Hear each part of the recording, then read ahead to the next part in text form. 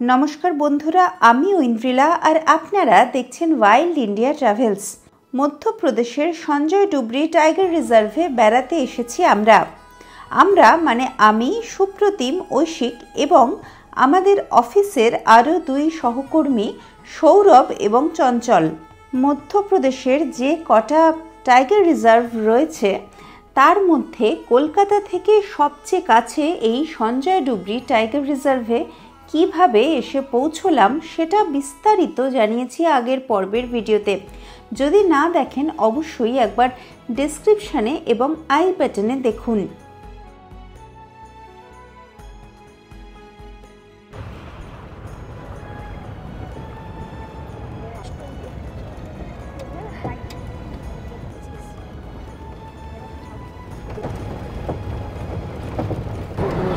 পৌনে 3টে বাজে, আমরা চলেছি এখন সাফারি করতে। আজকেই এসে পৌঁছেছি এবং বিকেলবেলা সাফারিটা আমরা ধরতে পেরেছি। আমরা তো সকালবেলা চলে এসেছিলাম, তো সারাদিন আর কি এদিক ওদিক ঘুরে সারাদিন খেয়ে দিয়ে রেস্ট নিয়ে নর্মালি এখন আমরা সাফারি করব। এবার যে হোমস্টেতে আছি সেখান থেকে 10 কিলোমিটার মতন ডিস্টেন্স, বাতকাটল গেট সেই পর্যন্ত যাচ্ছি। জঙ্গলের গেট পর্যন্ত যাবার এই পথটাও কিন্তু ভারী চমৎকার। এখানে যাবার পথে আমরা ইন্ডিয়ান গ্যাজেলের দেখা পেয়েছিলাম। ইন্ডিয়ান গ্যাজেল অর্থাৎ চিঙ্কারা একটি অ্যান্টিলোপ এবং হরিণের মধ্যে একটা বেসিক পার্থক্য হলো তাদের শিঙে। অনেক সময় মারামারি করতে গিয়ে হরিণের শিংকে খসে পড়তে দেখা গেছে। আমি এবার জঙ্গলে প্রচুর হরিণের শিং খসে পড়ে আছে এমন দেখতে পেয়েছি। তাদের শিংগুলো পার্মানেন্ট নয়, কিন্তু অ্যান্টিলোপের শিং সবসময় পার্মানেন্টই হয়। এবং শুধু তাই নয়, সাধারণত দেখা যায় অ্যান্টিলোপ একা বা দুজন এরকমভাবে ঘোরে, হরিণরা সবসময় একটা বড় দলে থাকে।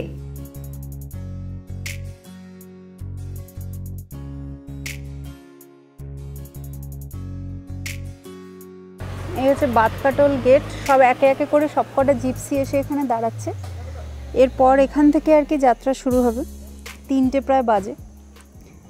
এই জায়গাটায় নেটওয়ার্ক আছে, একটা একটা করে মেসেজ ঢুকছে দেখতে পাচ্ছি হোয়াটসঅ্যাপে। আমরা যেখানে ছিলাম সেখানে নেটওয়ার্ক ছিল না। বাতকাটল গেটে সব এসে দাঁড়িয়ে আছি, আমাদের গাড়ি দাঁড়িয়ে আছে। এখন আমরা জাস্ট শুরু করব ইভিনিং সাফারি। সুভেনির শপ, এখানে সঞ্জয় অনেক কিছু পাওয়া যায়। টুপি আছে,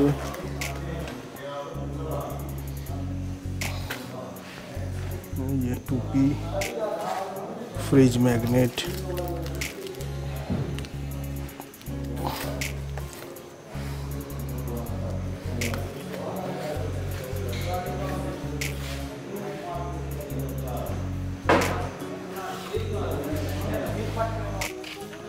মধ্যে বসে থাকতে রাজি নেই। আমি বলবো এটা আমাদের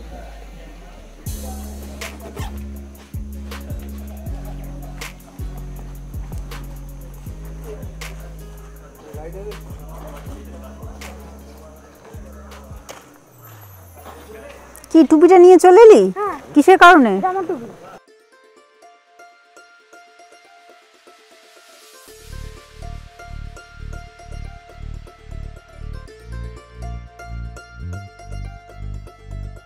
তিনটে 10 এখন আমরা ঢুকে পড়েছি জঙ্গলে।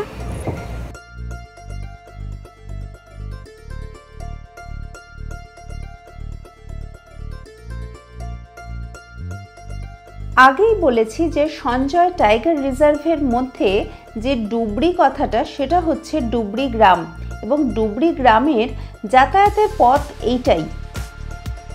সন্ধ্যের পর এই রাস্তায় যাতায়াত করা বন্ধ, এবং নিয়ম আছে যে এই পথ অতিক্রম করার সময় যে যানে করে যাওয়া হচ্ছে, সাইকেল বা বাইক, সেখান থেকে একেবারেই নামা যাবে না। আমরা এখন চলে এসেছি সঞ্জয় ডুবরি ন্যাশনাল পার্কে সার্ভে করতে। এখন এই তো সার্ভে হলো, সাফারি করতে। এবার আমরা হচ্ছে এখন দেখবো যে কী পাওয়া যায়। আমরা এখন বাঘ ভাল্লুক করতে পারি। আর আমরা কি সিংহ দেখতে পারি? সিংহ না, সিংহ গুজরাটে দেখা যেতে পারে। গুজরাটে গেলে সেখানকার দেখা যাবে। এখন টাইগার সাইটিং হয় কিনা, কালকে তো নাকি টাইগার সাইটিং হয়েছে। এরপরে আমরা দেখবো নেক্সট স্পিসিস কি পাওয়া যায়। এখন কি স্পিসিস পাওয়া গেছে? এখনো অবধি আমরা পেয়েছি হচ্ছে হিংস্র ছাগল, হিংস্র গরু আর হোমো স্যাপিয়েন্স যে বাইকে চড়ে।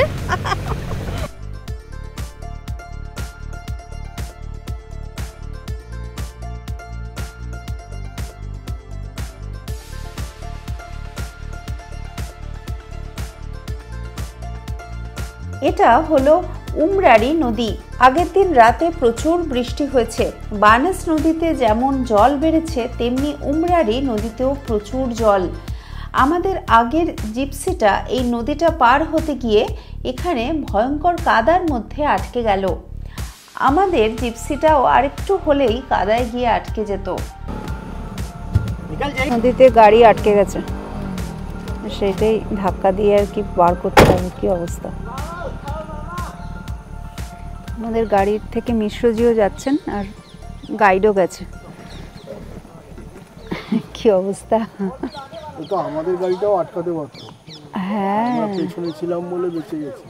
হ্যাঁ, তুমি বলছিলে না যে আগে ফার্স্টে গেলে বাঘ দেখা হবে, সে আগে গেলে বাঘের পায়ে যে আমাদের একটা প্রবাদ আছে, বুঝছিস তো? আগে গেলে আবার এই মুশকিলও আছে, যত প্রবলেম সব আগে তুমি ফেস করবে, তারপর বাকি ঢুকলে তোমাকে দেখে সাবধান হবে।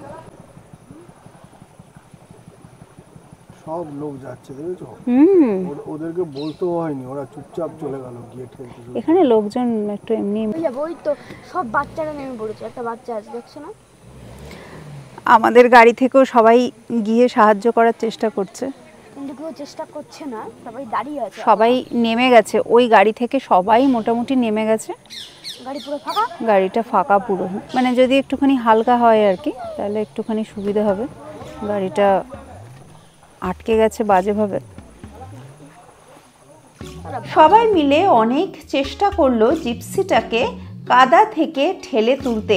এমনকি আমাদের গাড়ির প্রায় প্রত্যেকেই নেমে গেল জিপসিটাকে সাহায্য করার জন্য, কিন্তু অনেক চেষ্টা করেও কোনো লাভ হলো না। শেষে গাইডদের মধ্যে একজন গিয়ে গ্রাম থেকে ট্র্যাক্টর নিয়ে আসবেন। তিনি দড়ি বেঁধে ট্র্যাক্টরের সাহায্যে জিপটাকে জলের ওপরে তুলবেন। এটাই হলো বর্ষার পরে পরে জঙ্গলে যাবার একটা অসুবিধে। এমনিতে টাইগার রিজার্ভ বা ন্যাশনাল পার্কের জমিতে পর্যটকদের নামা কিন্তু বারণ। এটা যেহেতু একটা স্পেশাল ঘটনা, জিপটাকে সাহায্য করতেই হতো, সেই জন্য সবাই নেমেছেন। হলো না? ना ना अनेकटा बाली भीतरे। हम लोग क्या करें, उधर ही जाए क्या? बैक करेंगे इधर, वो तो बैक करेंगे, और हमारा गाड़ी हम चलेंगे बैक करके निकलेंगे पीछे से, क्योंकि हमारा गाड़ी भी इधर नहीं जाएगी। नहीं निकलेंगे। अंदर अंदर घुस जाएगी। हाँ ভালো, কিন্তু তুলতে নামতেই দেয় না। ভাগ্যিস না ওটা ব্যাপার হলো, না তো আমি নামতেই পারতাম না। ন্যাশনাল পার্ক মাটিতে নামতে পারতাম নাকি যদি এখানে গাড়ি না আটকাতো? গাড়িটা সবাই বেরিয়ে যেত, আমাদের গাড়িটা চলে যেত। হাত তো করতে পারলি না। না, উদ্ধার কেন করবো? সবার প্যান সবাই চান করে ফিরে এসছে, আমি কেন চান করতে হবে? আমি বাড়ি থেকে চান করে এসেছি।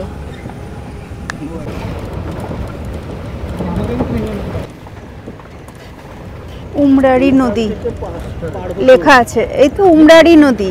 এটাই সেটা যেটা আমরা ওখানে পার হতে গিয়ে যেটা আটকালো। जिप्सी फंस गई है। हाँ हाँ, वही यही नदी, मतलब इधर से पास करने से प्रॉब्लम नहीं है, इधर से थोड़ा शॉर्टकट। নদীটা পেরোলাম, তারপরই কোড জোনটা শুরু হচ্ছে। তার আগে অবধি বাফার এরিয়া ছিল, বোঝাও যাচ্ছিল। বাইক চালায় এখানে করেও মানুষ যায়, বললেন তো। ये कॉमन रूट है दुबरी विलेज का। হ্যাঁ, ডুবরি ভিলেজ। হ্যাঁ, भालचर भालचर। বিকেলবেলা জঙ্গলের আলো কিন্তু অপূর্ব। বিভূতিভূষণ বন্দ্যোপাধ্যায়ের লেখায় আমরা অপরাহ্নের রাঙা আলো শব্দটা পাই। জঙ্গলে ঘুরতে ঘুরতে আমার এই ফ্রেজটা বারবার মনে পড়ে যাচ্ছিল।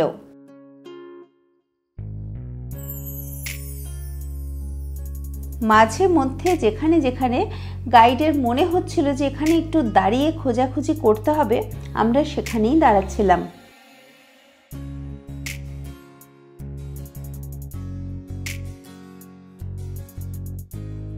বর্ষার জাস্ট পরে এই সময় গোটা জঙ্গল জুড়েই বড় বড় বন তুলসীর ঝোপ হয়ে রয়েছে।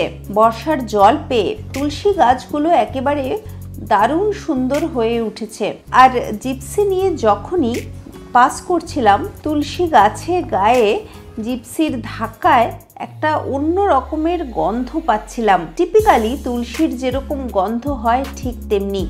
যেহেতু বড় গাছের নিচের অংশের যে ছোট ছোট গাছ, এগুলো যেটাকে আমরা আন্ডারগ্রোথ বলি, যেটা বর্ষার জন্য এত বেশি সবুজ হয়ে রয়েছে, তাতে জঙ্গলের শোভা অনেকটাই বেড়েছে, কিন্তু সাইটিংয়ের চান্স কিন্তু কমে গেছে। এর মধ্যে কোথায় যে বাঘ বাবাজি ঘাপটি মেরে বসে আছেন সেটা আমাদের পক্ষে বোঝা সম্ভব নয়। বুঝতে পারবে একমাত্র বাদর এবং হরিণরা। তাদের অ্যালার্ম কল পেলে তবেই গাইড বা জিপসি ড্রাইভার সতর্ক হয়ে যান। কিন্তু এর মধ্যেও একটা টুইস্ট আছে।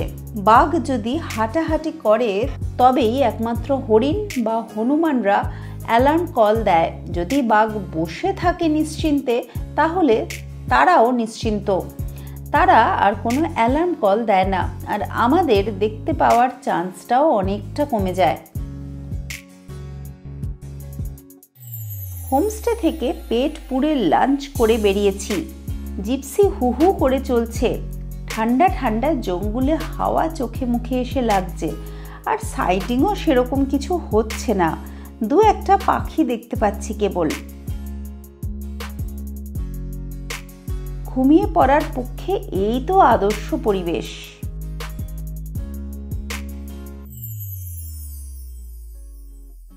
যে কোনো অরণ্যেই র্যাপ্টার বেশ অনেক কি দেখতে পাওয়া যায় একটু বেলার দিকে।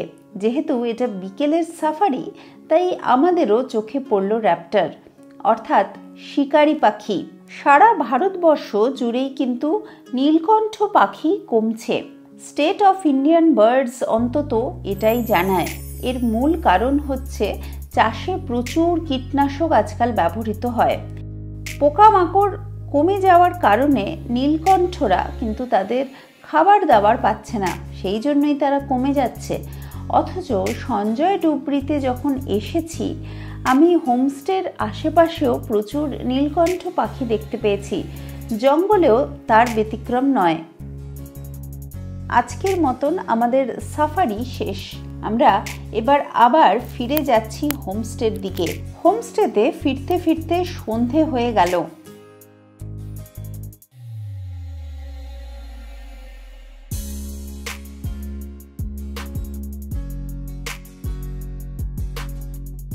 পৌঁছানোর সাথে সাথে গরম গরম চা এবং পকোড়া দিয়ে অভ্যর্থনা পেলাম। চা পকোড়া, পেঁয়াজ পকোড়া, আর চাটা এখনো দেয়নি। আছে চা দেবে।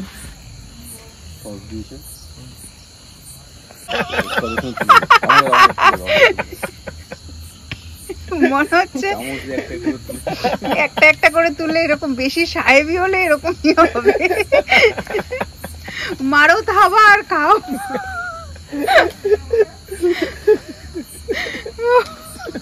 এসে গেল সান্ধ্যকালীন চা পকোড়া। সঞ্জয় ডুবরি টাইগার রিজার্ভ প্রথম জনপ্রিয়তা লাভ করে মাসিমার হাত ধরে। মাসিমা অর্থাৎ মসিমাকে চলুন আমরা একটু চিনে নিই। हाँ हाँ। ये लास्ट ईयर का हमारा फ्रेम है, मतलब लास्ट ईयर बोल रहा हूँ, जब अच्छा। मौसीमा का 6th का ग्रुप था। अच्छा। तो उस टाइम का ये पूरा फ्रेम है जिसमें सारे उसके 6 कप्स हैं और मौसीमा है। ये पूरा फ्रेम है, ये देखिए मौसीमा ने कैसे पाला उस चीज को। हाँ हाँ। तो और ये उसका नाम भी तो ऐसे ही पड़ा ना, मौसीमा। इसलिए हाँ ऐसे ही पड़ा मौसीमा। पहले उसको कोई मौसीमा नहीं बोलता था। लेकिन फिर एक टूरिस्ट आए और उसने जब इन चीज को देखा, एक्सप्लोर किया, तो उन्होंने ट्वीट किया और उस चीज को लिखा और बोला कि मौसीमा। हाँ। मौसी बोला कि ये मौसी ही कर सकती है, क्योंकि उसकी सिस्टर थी तो हाँ। मौसी बोल दिया उसको। हाँ। तो ये स्टोरी इनकी ऐसी है कि जब मौसी माँ के उस टाइम पर 3 बच्चे थे। हाँ। और इसकी बहन थी T18 जिसका नाम हाँ। था गौरी। अच्छा। हाँ, गौरी की ट्रेन एक्सीडेंट में जब डेथ हो गई तो उसके 4 बच्चे थे। 4 में से एक मेल बच्चे को किसी दूसरे मेल ने मार दिया। अच्छा। तो उसके 3 बच्चे बचे। तो वो 3 बच्चे जंगल में भटक रहे थे। वो अपनी सगी मौसी माँ जिसका नाम है T17 उसके एरिया में गए, लेकिन उसने उन्हें रिजेक्ट कर दिया, उसे वहां से भगा दिया बच्चों को। अच्छा। ग्राउल करके, जैसे टाइगर्स अक्सर करते हैं, हाँ। उसको भगा दिया। उसके बाद फिर क्या हुआ, ये फॉरेस्ट वाले वॉच कर रहे थे, एलिफेंट से वॉच किया करते थे कि बच्चों को प्रॉब्लम ना हो। तो मौसी माँ जिसको अभी हम T28 को बोलते हैं, वो ऐसे ही अपने बच्चों को छुपाकर, जैसे टाइगर करता है, एक जगह पर छोड़कर गई एरिया मार्क करने या किल करने। तो एरिया मार्क करने के बाद जब वो उधर से वापस आई मार्क करके पूरा एरिया, तो ये सब फॉरेस्ट वाले वॉच कर रहे थे। अब उन्होंने देखा कि उसने ग्राउल किया, जैसे माँ अपने बच्चों को बुलाती है, तो उसके बच्चे ना आकर के उसके मौसी के, उसके बहन के बच्चे आ गए, तीनों बच्चे। तो उसने भी उसको स्मेल किया, बच्चों को स्मेल किया, तो उसे समझ में आया कि यार ये मेरे बच्चे नहीं हैं। फिर उसने फिर वही आवाज़ निकाली, तो उधर से उसके 3 बच्चे आ गए। जब वो 3 बच्चे और उसके 3 बच्चे सब मिल गए तो वो सब आपस में खेलने लगे। ये सब फॉरेस्ट वाले देख रहे थे और वो वहीं पे दूर जाके बैठ गई। अब वो सब खेल रहे हैं, जब वो उठ के चलने लगी तो वो सारे 6 बच्चे साथ में उसके पीछे पीछे चलने स्टार्ट कर दिए। तो वो सब साथ में चलने लगे। फिर उसने देखा कि ये सब साथ में है, तो उसने इस बच्चों को भगाया भी नहीं। फिर उसके बाद क्या हुआ, जब ये सारे बच्चे साथ में थे तो एक टाइग्रेस को ये सब पालने में दिक्कत होती है, क्योंकि इतने सारे बच्चे हैं, क्या पता कोई दूसरा मेल या डोमिनेंट मेल आके कोई भी मार दे इनको। तो उसको सेव करने के लिए फॉरेस्ट वालों ने बहुत मतलब प्रयास किया इस चीज़ को कि इनको दिक्कत ना हो किसी चीज़ में।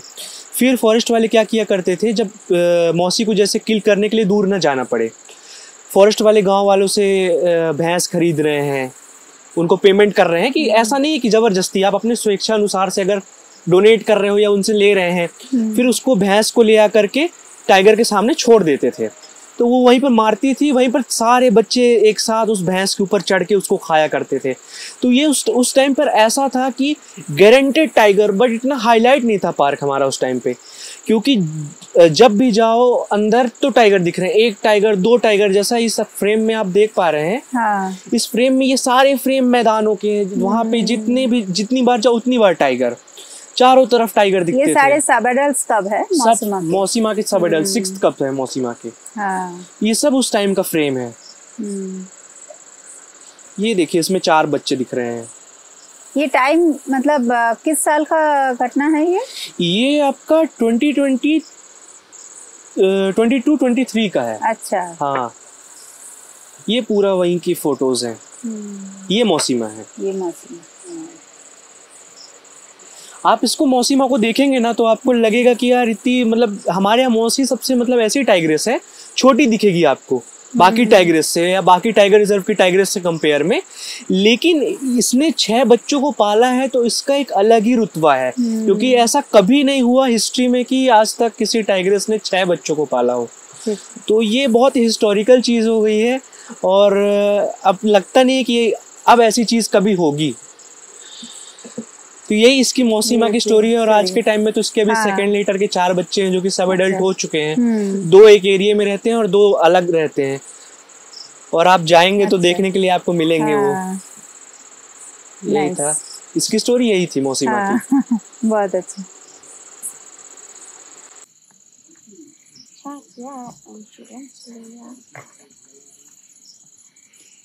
ধোয়া ওঠা খাবার, এখানে পুরো ধোয়া উঠছে দেখা যাচ্ছে, প্রচুর ধোয়া উঠছে, মনে হচ্ছে সেই দেখো কেমন লাগছে আরো আলোর মধ্যে।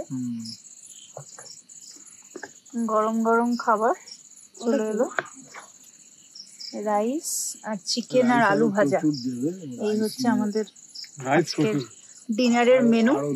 দারুণ আর কি গল্পের একটা সেশন হলো, তাই না? অনেক কিছু কোথা থেকে এসছে, আলু ভাজা, এই তো কুড়মুড়ে আলু ভাজা। ওকে দিও না তো, আমরা এসব নিয়ে নেবো। আলু ভাজা, আলু ভাজা, রাইস, ডাল আর চিকেন। চিকেনের একটু মুখটা দেখিয়ে দাও তো। তাহলে আমি দেখা হয়ে গেল।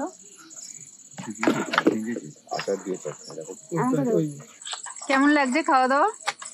খুব ভালো।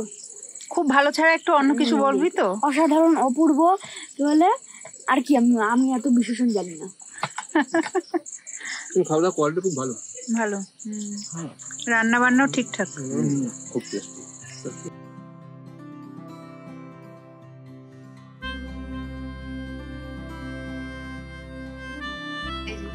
মথের লার্ভা এ কি করে বলো তো? এই যে সিল্কটা খেতে খেতে এবার উঠছে, এই যে এই সিল্ক দিয়ে এটা কোনো কারণে নেমেছে, নেমে এরকম ভাবে যাচ্ছে, মানে নাকি এটা কিছুতে একটা খুব থ্রেটেন্ড ফিল করেছে, সেই জন্য দেখো এ আবার উঠে চলে যাচ্ছে, পালাচ্ছে আর কি তাড়াতাড়ি।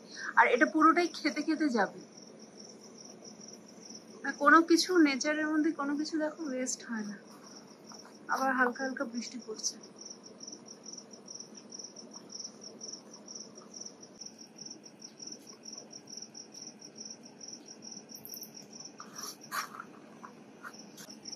দুটো আছে, এখানে একটা, এখানে একটা।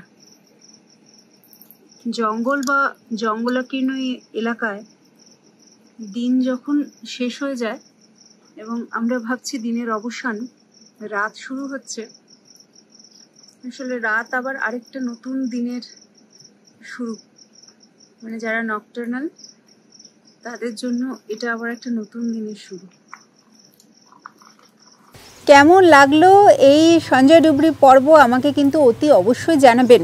যদি ভালো লাগে তাহলে লাইক করুন, আর আপনার ভ্রমণ প্রেমী, প্রকৃতি প্রেমী বন্ধুর সাথে শেয়ার করতে ভুলবেন না।